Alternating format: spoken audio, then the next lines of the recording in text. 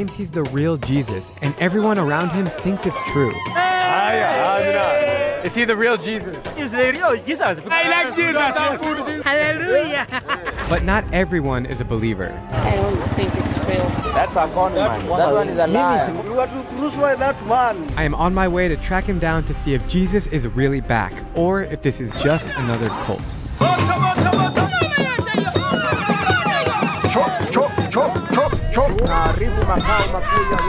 Worldwide investigation into the evil and destructive ways of a self-proclaimed Messiah, a charismatic Australian whose devoted disciples believe he walked this earth 2,000 years ago. We commissioned the Reverend David Milliken, one of the world's foremost experts on cults, to head up our special investigation that's been 10 months in the making. Tonight, we'll take you inside the Messiah's isolated Queensland compound, where he's preparing his followers, including children, for the apocalyptic end of the world.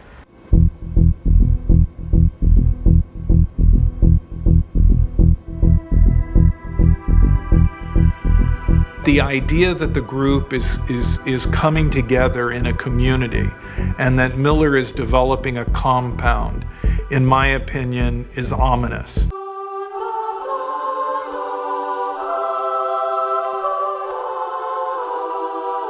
There is a place in Russia where people have discovered the secret of living in perfect harmony. A place where the children run free, where the earth provides everything you need, and where money is meaningless. Welcome to the Church of the Last Testament. This is Petropavlovka, a small settlement located deep within the taiga forest of Siberia, over 100 miles away from the nearest town. It looks like a elf village at like a putt-putt course. About 20 years ago, a handful of disciples came here to worship and live with Vissarion, or the teacher as he is commonly known. Today, Vissarion's Church of the Last Testament has over 5,000 followers from all around the world. About 2,000 live here and in the surrounding areas.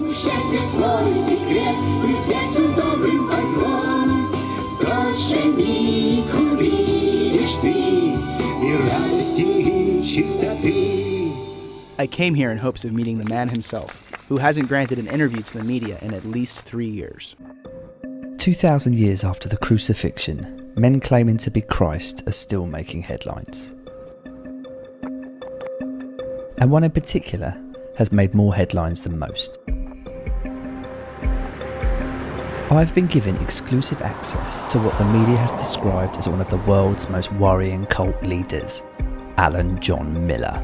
Actually, I've had a 2,000-year life, and my name is Jesus as well. So I was born Jesus of Nazareth in the 1st century. He has been compared to David Koresh, the cult leader whose followers died in a mass fire at Waco.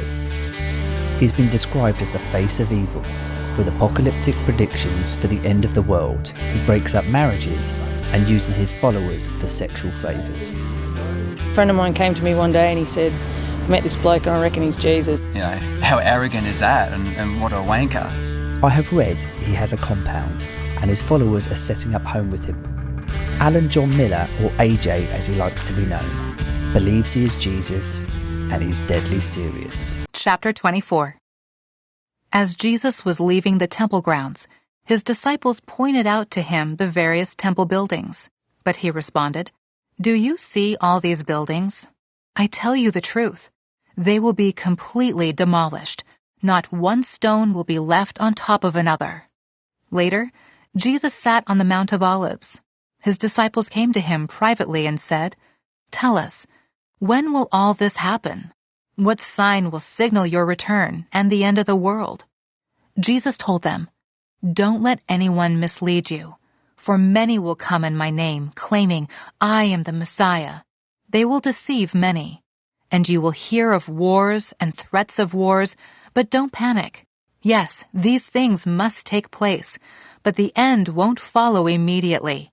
Nation will go to war against nation, and kingdom against kingdom. There will be famines and earthquakes in many parts of the world. But all this is only the first of the birth pains, with more to come. Then you will be arrested, persecuted, and killed. You will be hated all over the world because you are my followers. And many will turn away from me and betray and hate each other. And many false prophets will appear and will deceive many people. Sin will be rampant everywhere, and the love of many will grow cold. But the one who endures to the end will be saved. And the good news about the kingdom will be preached throughout the whole world, so that all nations will hear it, and then the end will come. The day is coming when you will see what Daniel the prophet spoke about, the sacrilegious object that causes desecration standing in the holy place. Reader, pay attention. Then those in Judea must flee to the hills.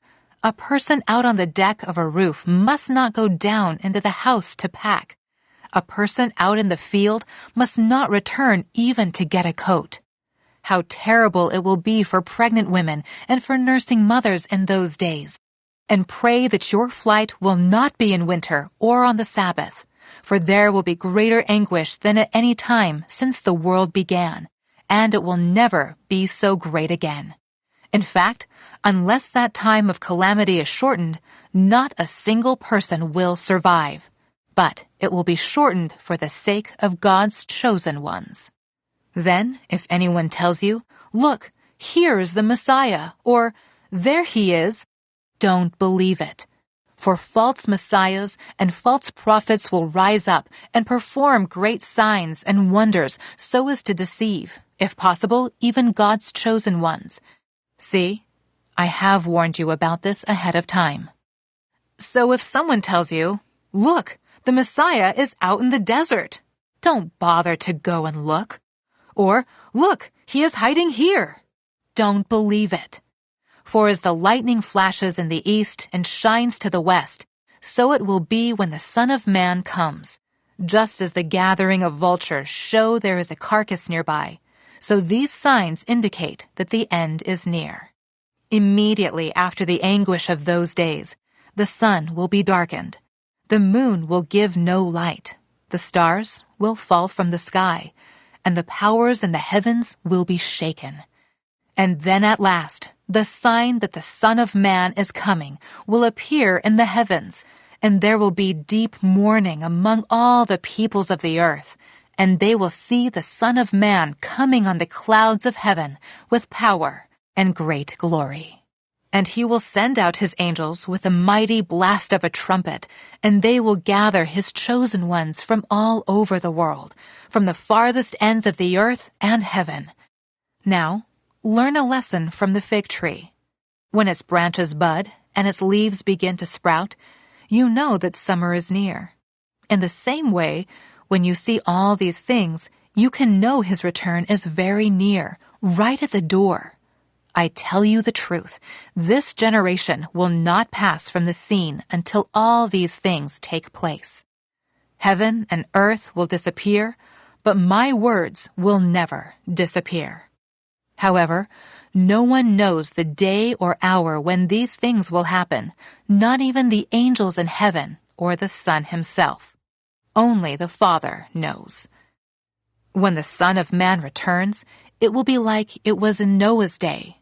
In those days before the flood, the people were enjoying banquets and parties and weddings right up to the time Noah entered his boat. People didn't realize what was going to happen until the flood came and swept them all away. That is the way it will be when the Son of Man comes. 2 men will be working together in the field. One will be taken, the other left. 2 women will be grinding flour at the mill. One will be taken, the other left. So you too must keep watch, for you don't know what day your Lord is coming. Understand this. If a homeowner knew exactly when a burglar was coming, he would keep watch and not permit his house to be broken into. You also must be ready all the time, for the Son of Man will come when least expected. A faithful, sensible servant is one to whom the master can give the responsibility of managing his other household servants and feeding them. If the master returns and finds that the servant has done a good job, there will be a reward. I tell you the truth, the master will put that servant in charge of all he owns. But what if the servant is evil and thinks, 'My master won't be back for a while,' and he begins beating the other servants, partying and getting drunk? The master will return unannounced and unexpected, and he will cut the servant to pieces and assign him a place with the hypocrites. In that place there will be weeping and gnashing of teeth."